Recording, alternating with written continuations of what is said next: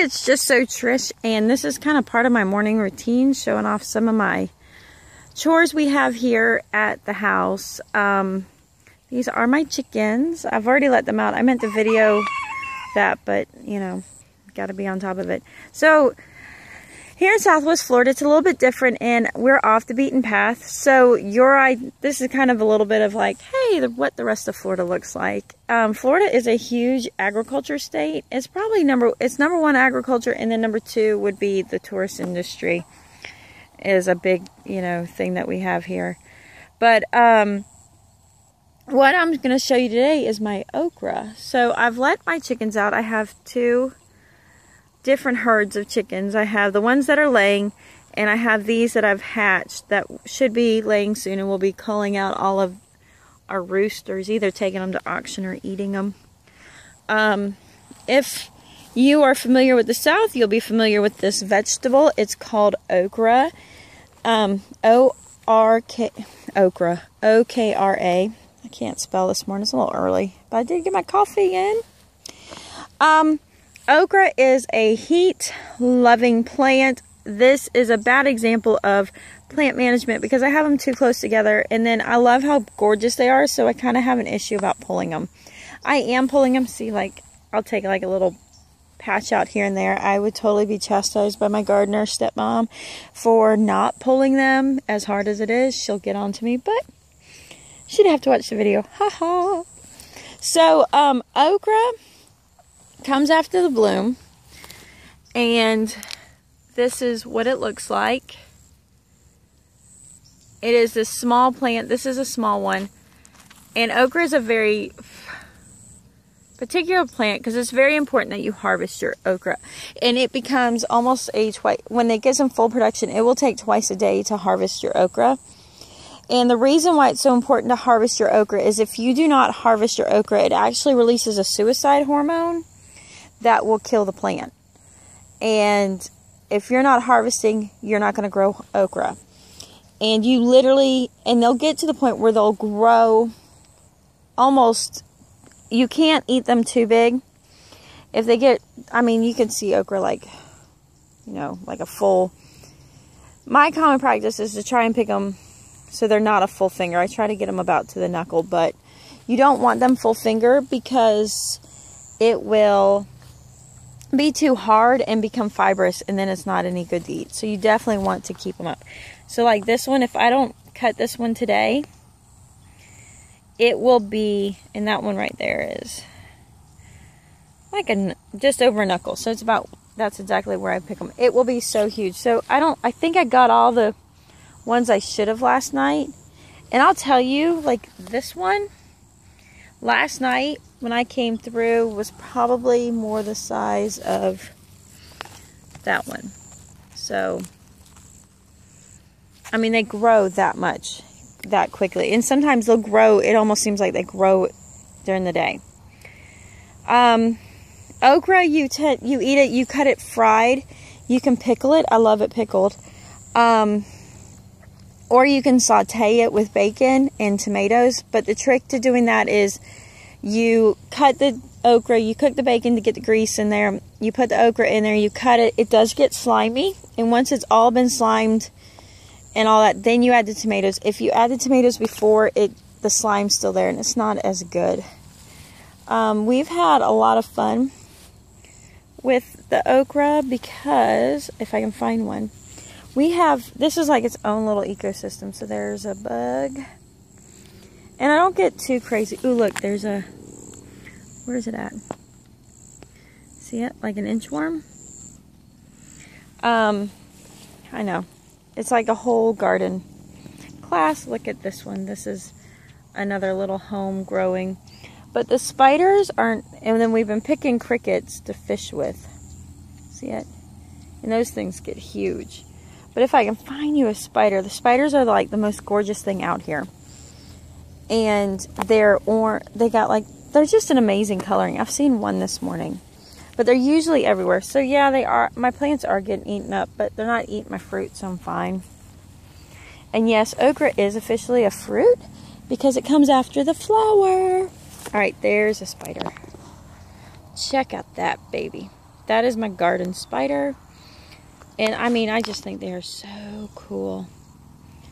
Anyway, so this is my morning with my okra.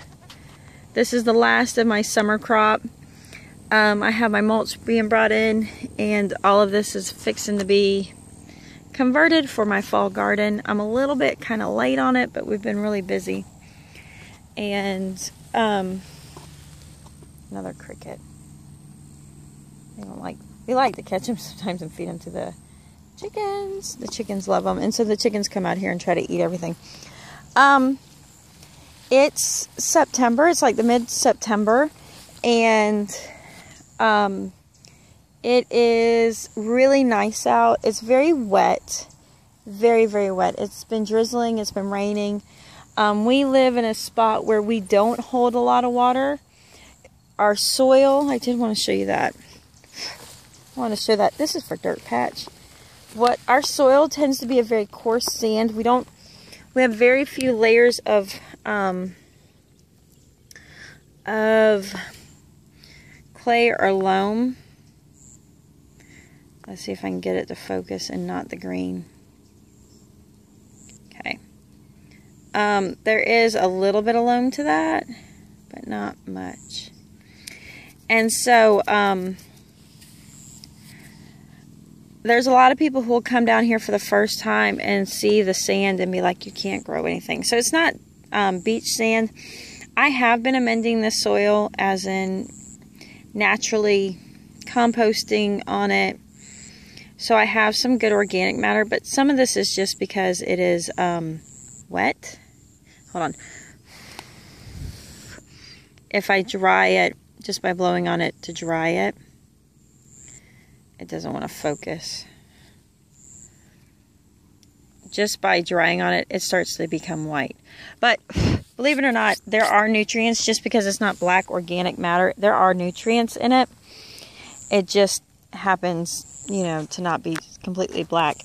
But this is also a previous long-term orange grove that is no longer. So there are some amendments that do need to be brought back in. And this is just a mowing. I just mowed through, so I'm letting all this kind of sit and decompose. I mowed it last week, and we'll mow it again before we get it ready. And this is approximately my 1/4 acre. I have to move my chickens. I'm using the chicken coop as just kind of another way to amend my soil. I planted black-eyed peas that didn't do very well because we had a lot of thunderstorms and lightning strikes. We had a lot of lightning strikes. In fact, we had like 100 acres that burned just over the creek on us from a lightning strike. And what happened was my peas ended up one grew so good that they never gave me any pods, and then my other round gave me pods, but there weren't any peas in it. So I've leveled all those, and I have the okra growing. And my first round of okra didn't do so well, but this is my second actual planting.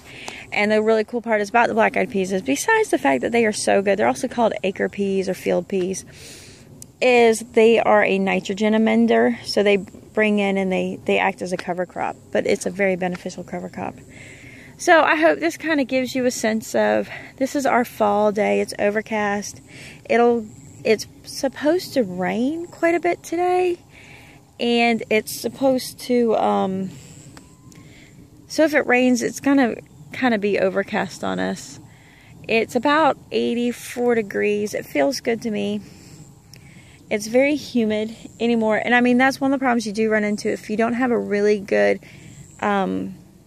like enclosed environmental control, or, you know, temperature control house. Even though you're running the AC, you still feel muggy. So even like we have window shakers, or like the little box window air conditioning units, we don't have central AC. And so there's a lot of nights that they all just went back in the house. There's a lot of nights that you feel just kind of like you're camping. I like a cool camping, you know, a little bit moist, but it's kind of something you get used to it. It's not a big deal. So there you go. I hope that gives you a little thing into our day. And yes, that's the future schoolhouse. And that's my black mulberry that I told you about yesterday.